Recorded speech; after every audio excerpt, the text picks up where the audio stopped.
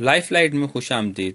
وزیر خارجہ شاہ محمود قریشی نے کہا ہے کہ امتحان ختم نہیں ہوا، جاری ہے، آنے والے دنوں میں مزید امتحان ہیں۔ بھارتی وزیر اعظم کہہ چکے ہیں کہ پاکستان کو سفارتی طور پر تنہا کرنا ان کی پالیسی ہے۔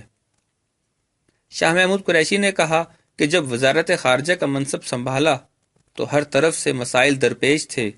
چین سے سی پیک 2 کا معاہدہ کر لیا، سی پیک اگلے مرحلے میں جا چکا ہے، سی پیک کو کوئی خطرہ نہیں۔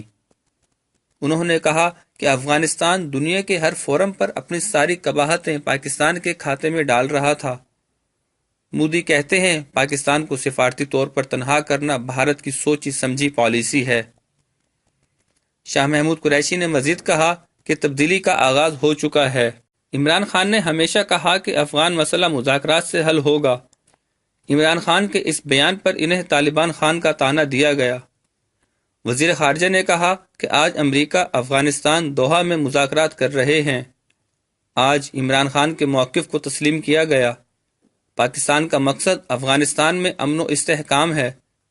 ہم پر اعتماد طریقے سے آگے بڑھ رہے ہیں۔